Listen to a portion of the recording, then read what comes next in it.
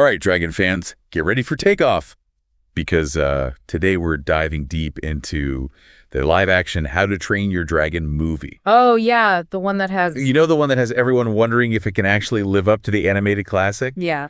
We've got trailer breakdowns, critic hot takes, and even some behind-the-scenes scoops to sift through. Live-action remakes are a gamble, that's for sure. Yeah. Sometimes they soar, sometimes they faceplant. But with this one, we've got a lot to dissect. Okay. What looks promising, what's raising eyebrows, and ultimately whether it can stand on its own, not just ride on nostalgia. Let's get right to it. First off, Dean DeBlois, the director who brought us the original trilogy, is back. Okay. And he's saying this isn't just a rehash. Interesting. It's a whole expanded story. We're talking deeper dives into Astrid and Gobber's backstories, plus promises of cutting-edge visual effects now. That's got to give fans some hope, right? What's really fascinating is that DeBlois isn't just revisiting the story, he's actually building upon it. He's known for his ability to craft emotionally resonant stories and really flesh out his characters. Right. So imagine the potential here, seeing Hiccup and Toothless's relationship with that added layer of complexity, that live-action gravitas. It could be pretty powerful. I'm already feeling those emotional stakes, but let's talk visuals for a second. Everyone wants to know, how's Toothless looking in this live-action world? You know, the buzz around the CGI is pretty strong. Critics are calling it a seamless blend of animatronics and digital effects. And that's a key point here. Okay. Animatronics, those physical puppets controlled by puppeteers, add a level of tangible realism that pure CGI sometimes lacks. Okay, yeah. It's like a base layer of believability that they can then enhance with digital magic. Okay, that makes sense. So it's not just about creating a digital Toothless, it's about capturing his essence, those little nuances that made him so lovable in the first place. I'm picturing those big expressive eyes, those playful head tilts. Come on. You know, you love those. Exactly. Those subtle details are what bring a character to life, whether it's animated or live action. And from what we've seen in the trailer, the filmmakers are definitely paying attention to that. Yeah. But the real question is, can they capture that magical flight the way Toothless moved so effortlessly through the air in the animated film? Translating that into live action is no small feat. You're right. That sense of wonder or freedom was such a huge part of the original films. Fingers crossed they nail it.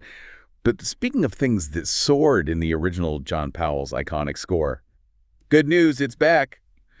But apparently with a fresh 2025 spin, just imagine those epic flying scenes with an updated soundtrack. Talk about an emotional roller coaster. Music is so crucial to setting the tone and amplifying the emotional impact. Yeah. Bringing back Powell while also allowing for some creative reimagining is a smart move. Yeah. It shows respect for the original while acknowledging that this is a new interpretation, a new chapter in the story. But let's move on to something that's really sparking debate. The cast, Mason Thames, is stepping into Hiccup's shoes, and he's made it clear he's going for his own take, not an imitation problem. Nico Parker's Astrid is getting a fiercer edge if the early buzz is anything to go by, but the casting choice that has me raising an eyebrow, Gerard Butler is back as Stoick, but it sounds like we're getting a very different Stoick this time. Oh yeah, Butler's back, but hold on to your horns, folks, because it sounds like Stoick has leveled up in the warrior department. Imagine King Leonidas from 300 leading a Viking tribe and negotiating peace treaties with dragons. That's the vibe I'm getting, and I'm not sure if I'm excited or terrified. It's certainly a bold choice. The original Stoick was a gruff but lovable leader with a hidden soft spot for his son. Right. This new interpretation, a battle-hardened warrior with gravitas to spare, well, it could add an interesting new dynamic to the story, but it does make you wonder, how will this seasoned warrior react to a world where dragons and Vikings are trying to coexist? Right. Will he embrace this new era or cling to the old ways? Ooh, good point. All right, we've got a legendary director, promises of breathtaking visuals, and a cast that's already generating buzz. Yeah. But here's the dragon-sized question.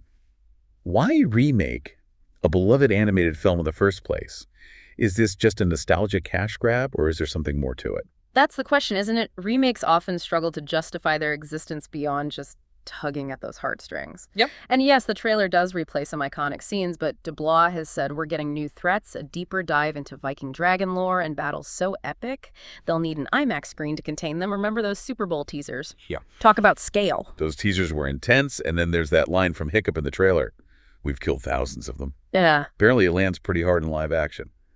Do you think this darker, more mature tone could elevate the film beyond a simple visual spectacle? It's certainly possible. The original films found that sweet spot between spectacle and heart humor, and genuine emotion.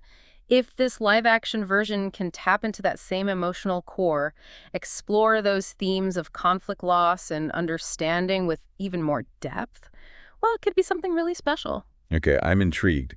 We've got potential, we've got concerns, but now comes the fun part. Let's dive into some specific reactions to the trailer and see what people are saying. Get those notepads ready. Hold on a second. Before we jump into the reactions, I think it's important to consider the bigger picture here. We're not just talking about a remake. We're talking about a live-action adaptation of an animated franchise that holds a special place in a lot of people's hearts. Right. There's a history here, a legacy. Ooh, good point. So how do you think this live-action version fits into the whole How to Train Your Dragon universe? Does it have a chance to add something meaningful, or is it just trying to ride the coattails of the animated films? Well, let's not forget that the original How to Train Your Dragon movies were groundbreaking. Yeah. They pushed the boundaries of animation and storytelling, capturing the imaginations of a whole generation. So this live-action version, it has some seriously big shoes to fill. It needs to honor what came before while carving out its own path. It's a high-stakes balancing act. No pressure then, right?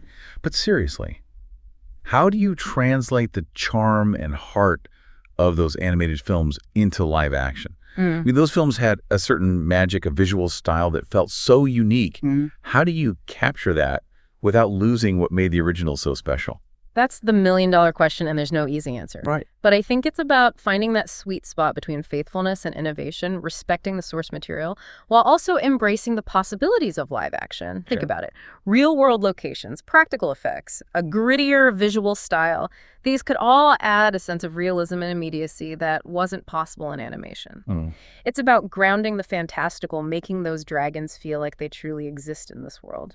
Okay, I'm starting to see it's not just about recreating the animated look. It's about making it feel real tangible. Like you could reach out and touch Toothless's scales, which, let's be honest, is something we all want to do. Really, who? Right. Who wouldn't want to pet a dragon? Exactly. But let's face it, live-action remakes have a bit of a reputation and not always a good one. Yeah. For every Lord of the Rings, there's well, you get the picture. So what sets this one apart? Why should we be hopeful, not cynical? Yeah, you're right. It's easy to be skeptical, but honestly, the fact that Dean DeBlois is at the helm makes a huge difference.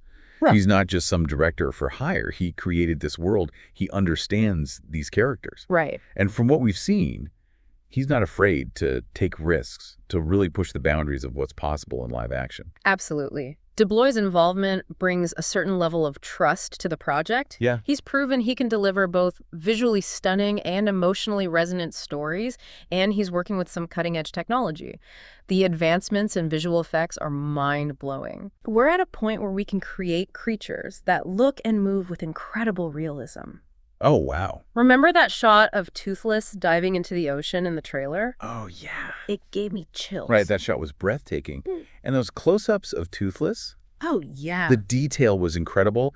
He looked so real, I half expected him to leap off the screen. It's all about blending those practical and digital elements. Okay. And I think that's where this film could really shine, using animatronics for those close-up nuanced moments and CGI for the wider shots, the flight sequences. It's about finding the right balance. Yeah. But it's not just about the visuals, right? It's about the heart of the story. Right. And they capture that bond between Hiccup and Toothless, that sense of friendship and understanding that made the originals so powerful. That's the core of it, for sure. It's not just a dragon adventure. It's a story about connection, about breaking down barriers. And let's be real, that line in the trailer where Hiccup says, "We've killed thousands of them." That hints at some serious emotional weight. This isn't just a lighthearted romp. There are some complex themes at play here. Exactly. It seems like DeBlois is ready to explore the darker side of the human-dragon conflict. Okay. The consequences of fear and prejudice that adds a layer of moral complexity that could really resonate with audiences. It makes you think, right, who are the real monsters in this story? It's a question worth pondering, and that's what good storytelling does. It makes you question your assumptions, confront uncomfortable truths. But let's shift gears for a moment. We've talked about the hopes and the potential pitfalls, but what about the actual reactions? What are critics saying about this live-action adaptation? Yeah, let's get down to brass tacks. The internet is buzzing with opinions. Some glowing, some not so much. Hit us with the highlights. Well, as with any highly anticipated movie, the reactions are a mixed bag. Some critics are raving about the visuals, the cast DeBlois' vision. Yeah. They're saying it feels both familiar and fresh, that it captures the spirit of the originals while pushing the story in new and exciting directions. Okay, that's got to be a sigh of relief for the filmmakers. But let's not sugarcoat it. What about the negative reviews? What are people saying? Some critics have expressed concern that the film might rely too heavily on nostalgia, that it could lack the originality of the animated films. Right. They're worried it might be a case of, been there, done that, just with shinier scales. Fair enough. I think any remake faces that challenge. It's a tough line to walk honoring the original while still bringing something new to the table. Exactly. And then there are those who question whether live action can truly capture the magic and wonder of the animated world. They argue that dragons, by their very nature, are fantastical creatures that belong in the realm of animation. That's a valid point. I mean, we're talking about flying, fire-breathing reptiles. It's a tall order to make that feel believable in a live-action setting. It's definitely a challenge, but remember, technology has come a long way. The line between animation and live action is blurring more and more, and I think that's what makes this project so intriguing. It's an opportunity to push those boundaries to see what's possible when you combine cutting-edge visual effects with a story that already has a strong emotional core. Okay, so we've got hype, we've got skepticism, we've got a whole lot of wait and see. But now I'm curious to hear from you, the listener. What are your thoughts? Are you excited for this live action? How to Train Your Dragon? Are you hesitant? Are you somewhere in between? I want to hear your perspective. Jump into the comments and let us know what you think. And while you're pondering that, we're going to take a quick breather. When we come back, we're going to dive into some of the specific details of the trailer, those little Easter eggs and hints that might reveal more about the story, so don't fly away just yet. All right, Dragon Riders, we're back. And you know what that means. It's time to break out those magnifying glasses and dive into the trailer for some serious detail analysis. We're talking Easter eggs, hidden hints, all that good stuff that makes you go, wait, did you see that? It's all about those little details that get the fan theory swirling, right? Because honestly, half the fun of a trailer is picking it apart frame by frame, trying to piece together the bigger picture. Okay, let's start with something that gave me a serious dose of nostalgia. Okay. That shot of Hiccup touching Toothless's snout. Oh, yeah. Classic. It's a direct callback to one of the most iconic scenes from the animated film. Definitely a calculated move. That scene is etched into the memories of so many fans. It evokes an instant emotional connection. But here's the thing. The way it's shot in the live-action version, the lighting, the framing, the overall mood, it feels different. Yeah. More mature, maybe even a bit melancholic. You're totally right. It's not just a happy reunion. Yeah. There's a sense of weight of shared history between them, like they've both been through a lot. Oh, okay. Okay, next up. That epic battle scene from Super Bowl, Scott. Full-on dragon warfare explosions, Viking ships. It was pure cinematic chaos. Oh yeah, that battle scene was a showstopper for sure. It definitely hints at a scale we haven't seen before in this franchise. But what really caught my eye was the glimpse we got of the opposing dragons. Okay. They looked different, more menacing, maybe even corrupted somehow. Interesting. So it's not just a simple humans versus dragons conflict. There's something more complex going on, maybe even a threat from within the dragon world itself. Ooh. That's getting me excited. Now, this next one is, for the hardcore fans, did you notice the symbols carved into Hiccup's new flight suit? They looked familiar. I did notice those. They bear a striking resemblance to those ancient dragon runes that were featured in the later animated films in the TV series. Okay. If that's the case, it could mean this live-action adaptation is tapping into some of the deeper lore of the franchise. Okay, so we've got familiar elements, expanded lore, new threats. It sounds like DeBlois is walking that tightrope, trying to honor the original story while taking it in a new direction. Exactly. He's taking the elements fans love and building upon them, creating a world that feels both familiar and new. But let's circle back to that line from Hiccup that we keep coming back to. We've killed thousands of them. It's such a heavy line, especially for a franchise that at its heart is about peace and understanding. What do you make of that? I think it's a bold choice. It shows that this film isn't shying away from the darker aspects of the human-dragon relationship. It's acknowledging the mistakes of the past, the consequences of fear and violence. It adds a layer of moral complexity that we didn't see as much in the animated films. It makes you think about responsibility, forgiveness, and the long road to reconciliation. Right. It's forcing us to confront the idea that sometimes, even with the best intentions, we can inflict harm on those we don't understand. And how do we move forward from that? How do we heal those wounds? Those are some big questions, all right, folks. We covered a lot of ground today. We've talked about the hype, the concerns, the hidden details. So what's the final verdict? Is this live action, How to Train Your Dragon, going to be a triumphant flight or a fiery crash landing? Honestly, we'll have to wait and see. There's a lot riding on this adaptation. It has the potential to be something truly special to capture the magic of the originals while also standing on its own. But it also faces the challenge of meeting the high expectations of a passionate fan base. Well said. So to all you dragon enthusiasts out there, keep those dragon fires burning.